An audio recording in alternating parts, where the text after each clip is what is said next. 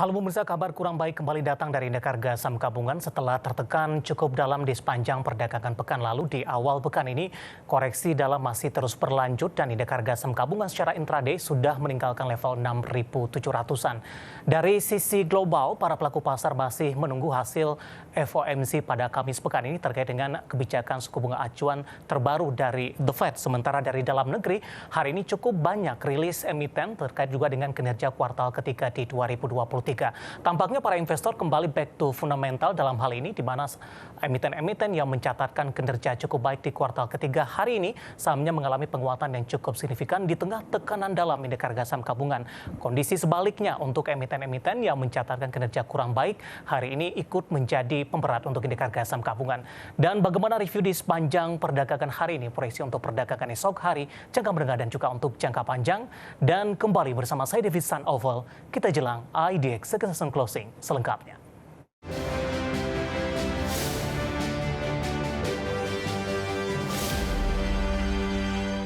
Mengawali perjumpaan, kita akan update bagaimana pergerakan Indek Harga Saham Gabungan di 30 menit jelang penutupan perdagangan di sesi kedua di awal pekan ini. Di mana Indek Harga Saham Gabungan pemirsa masih tertekan cukup dalam. Dapat Anda saksikan juga papan perdagangan di layar televisi Anda. Di mana Indek Harga Saham Gabungan melemah di 0,82% dan berada di posisi 6.701,082. Secara intraday-nya di sepanjang perdagangan hari ini tadi, Indek Harga Saham Gabungan sempat meninggalkan level 6.700-an, tepatnya menyentuh ke level terendahnya di 6.692,780. Dibuka di sesi pertama pada pagi tadi sudah tertekan pemirsa di 6.758,657, meskipun dominan bergerak di zona merah jelang pada pukul 10 pagi tadi, 1 jam pasca pembukaan, Indek Harga Saham Gabungan sempat bergerak di zona hijau dan sempat menyentuh ke level tertingginya di 6.775,213. Pelemahan sejauh ini sudah mulai terbatas dan IHSG kembali ke 6.700-an. Tadi sempat melemah mendekati 1% dan bergerak di 6.692. Sementara saham-saham yang menjadi pemberat di tengah tekanan dalam Indek Harga Saham Gabungan, perbankan Big Cap BBRI hari ini melemah di 0,20% di 4.990. Meskipun melemah tidak terlalu dalam, tapi kontribusinya terhadap Indek Harga Saham Gabungan cukup besar.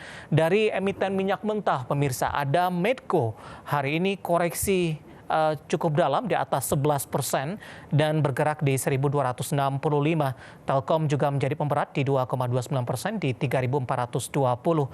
Gudang garam hari ini melemah paling dalam di 11,50% di 23.300. Kalau kita bandingkan dengan pergerakannya dengan beberapa big cap lainnya, kondisi berbeda terjadi HMSP yang hari ini baru saja merilis kinerja kuartal ketiga cukup positif, justru menguat signifikan di 5,20% di level 915.